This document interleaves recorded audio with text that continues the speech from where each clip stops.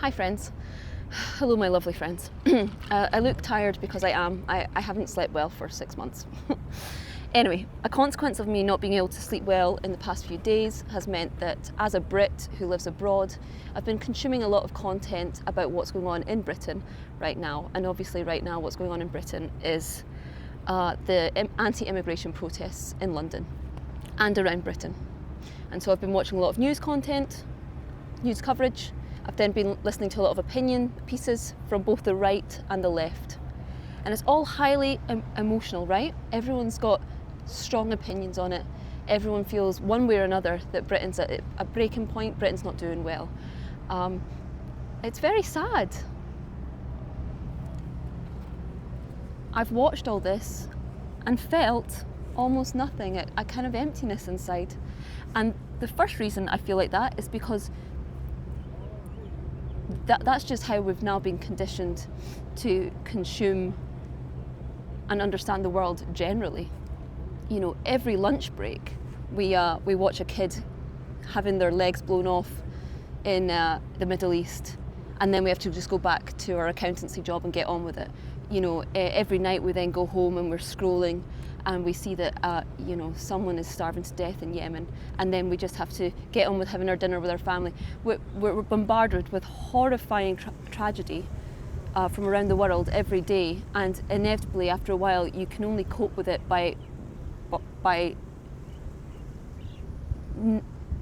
not feeling the human emotion that you should, because you can't do anything about it, and you can't be in a constant state of extreme distress every day when you're expected to function.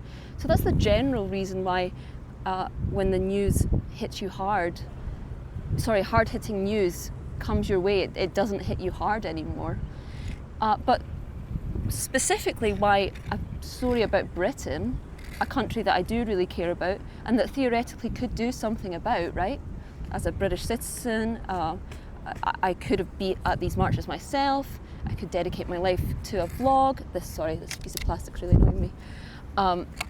There's loads of things that theoretically I could be doing to change it in whatever direction I wanted, right?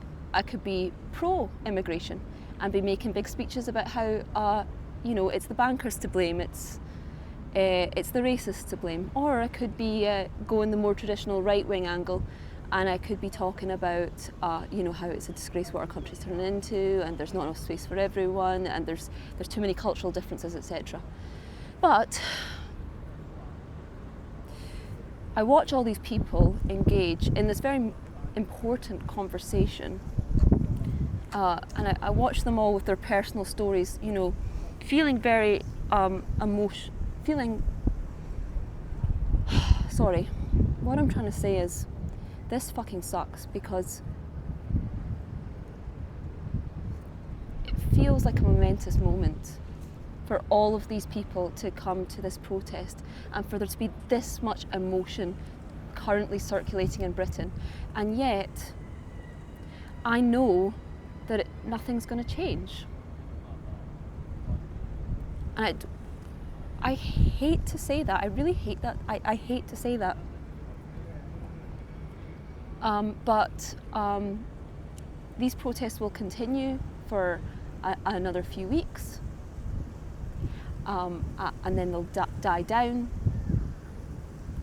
and then winter will come and people won't want to protest then, but all of the resentment, all of the unresolved issues will still linger, and then next summer, as was last summer, this will happen again. And it's because Britain is not an effective country anymore. Britain does not have a clear understanding of what it stands for, and as a consequence, it can't implement clear values. And Britain just doesn't do anything anymore. It doesn't change policy. It doesn't change the course of people's lives in positive directions anymore. Our government has become completely ineffective. So I'm living in Hong Kong. I've lived here 10 months. I was talking to someone the other week, and he asked me, what do you think of China? And of course, that's a question that you know, is a bit of with the expat community at least, it's a bit of a joke around here, because it's like you're never quite sure what you're allowed to say. But I was just honest. I said, look, I grew up in Britain. I grew up with the understanding that the absolute foundation of of a functioning and successful society was free speech, because governments in a lot of cases deserve to be criticised, and for the ordinary people to make life better, they should be able to criticise, they should be able to hold accountable. But also, if you're a successful government that's improving the lives of your citizens, you shouldn't be scared of free speech, because the majority of it will be positive. It will be on your side. So you're always going to view countries that suppress free speech with a lot of suspicion, and I believe a lot of that suspicion is healthy. I mean, obviously extreme examples like North Korea, of course they don't want the citizens talking about how life is there. You know, what good would they have to say? But what I was saying to him is that's an opinion I have of China. But on the other, you've got to respect the fact China gets shit done. China pulls people out of poverty at an astonishing rate. It creates infrastructure, jobs, you know, whole new economies at an astonishing rate. It's got a vision of where it wants to go so clearly, and it just goes there. It doesn't faff about. You've got to respect that about China. And, you know, I'm not saying, look, there's loads you can criticise China for, and there's loads of things you can criticise about the way they go about their success of. But China, I do believe, actually really cares about its people, because it makes stuff happen. The UK hasn't made anything real happen for 15 years. And so we get to live under the illusion that we've got power because we've got free speech. You can go to this march. You can then later make a YouTube video. It might get millions of views. I did that once. Not millions. I got 1 million views for talking badly about the UK. And there's no consequences, as there shouldn't be. But how does that lead to change? That just hasn't happened in such a long time. Look, I am of the personal opinion that immigration is not the main thing that's holding Britain back. You know, and maybe I'll do another video where I get into that, but probably not. However, what I do really believe is that people should get what they vote for. And all throughout the Conservative run, the reason that they got to stay in as long as they did, even though they were proving incredibly ineffective, was that people were nervous that a Labour government would make the number of immigrations even bigger. And so the Conservatives were seen as the party that would eventually get around to controlling immigration. And they always promised they would be. And they suggested that you had to keep them in because Labour would make things worse. And the Conservatives never managed to control illegal immigration at all. And that's despite the fact that we're an island. It's despite the fact that France is basically on our side and has tried their best to work with us. It's despite the fact that we've got an amazingly advanced navy and you know, we're a very rich country. We've got everything acting in our favour to be able to perform what should be quite a basic task of being able to control our borders. And yet that never happened under the Tories. And then Labour eventually got their turn, and quite clearly it's not happened under Labour. So you can hold whatever opinion you want on immigrants, illegal immigration, but regardless of whether you're completely pro, like against, even if you don't think enough people are coming to our country each year, what you should be against is the idea that our government says they'll do something, and then it's just taken for granted that that means nothing. Labour said that they were going to crack down on all of these boats coming. That hasn't happened. And there'll be no consequences for them, as there was no consequences for the Tories. We don't live in a country anymore where our politicians feel embarrassed to make promises they won't keep. We don't live in a country anymore where people expect there to be a correlation between what politicians say and what they deliver on. And we don't live in a country that, despite that, is going in a strong direction. There's no positive payoff to it. Something is happening in Britain. It's dying a very unique death where, we're just watching ourselves slowly bleed out.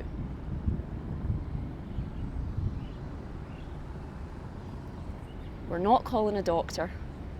We're not going to the hospital. We don't need to die, and yet the blood is slowly being drained. And I'm not smart enough to know why this is happening. I don't know why our country,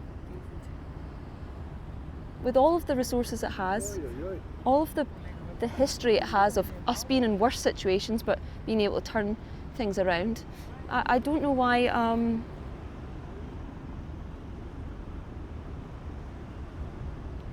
we find ourselves in this situation again, as we did last summer, where people are asking for something that has been obvious that they've been asking for a decade.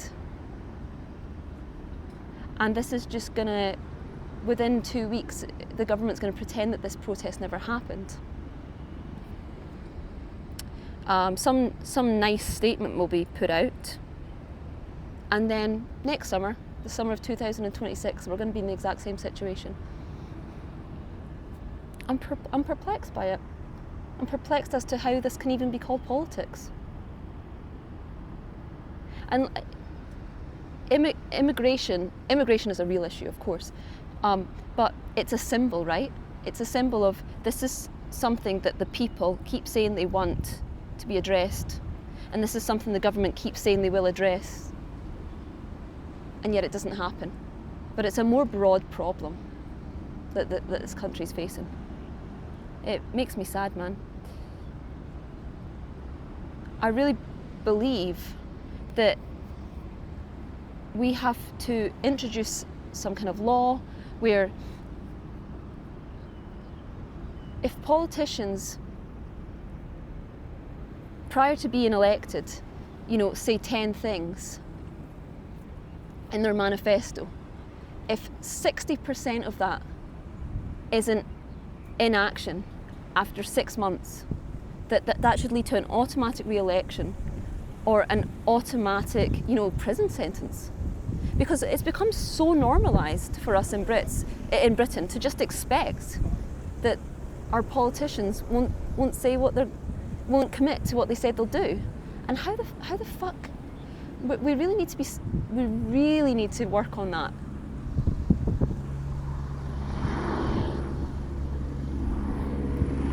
It's scary that that's become so normalised, and it's to their advantage and not ours.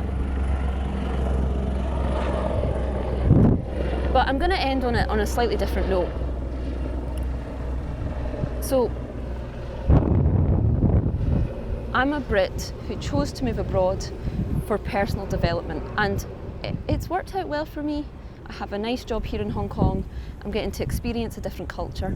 I will return to the UK because that's where my family is. That's what I want to give back to, ultimately. But for now, I'm very happy. As someone who lives abroad, I have the opportunity, and as someone who's critical of the UK government, and is sad for the people in my country who are struggling, I kind of have an opportunity to promote moving abroad online, as some of my peers choose to do. And I watch a lot of content from people who are like on a personal level about how you have like the UK's burning to the ground, your only hope is to leave. I watch that and I know, oh, maybe I could get a few views if I say something like that. But I just don't agree with it personally. I do not agree with that mentality. Because, first of all, it's very disrespectful to the most vulnerable in society if you say, look, there's no hope left in Britain, just leave. Because ultimately I'm very privileged to be here. I needed to save up £2,000, not everyone can do that. I didn't have kids, I didn't have a boyfriend. I didn't feel like a privilege at the time, but you know what I mean, I didn't have things tying me down. I was still young and able-bodied, etc., etc. So I could just leave, but I don't want to send out the message to people feeling hopeless in Britain, you know, leave or your life's over, because a lot of people can't. And it's disproportionately the poorest and the people most struggling that can't. So I don't like that message. But the second reason I don't like that message is because it's not true. If I see a beautiful mansion and I see that one wing of that mansion's on fire, it would be mental for me to look at that and go, oh, well, it was a nice mansion while it lasted, that's a shame. You would start working as proactively and quickly as you could to end the fire in that wing for the sake of the rest of the mansion. And you never get that wing back. It is gone. But you can rebuild it and you can save the rest of the mansion.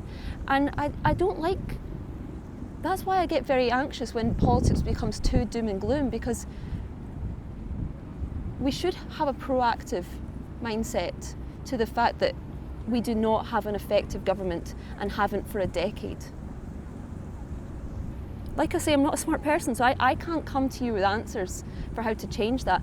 But I know a lot of my audience is smart, and I know that Britain is full of smart people. And those smart people can maybe direct us.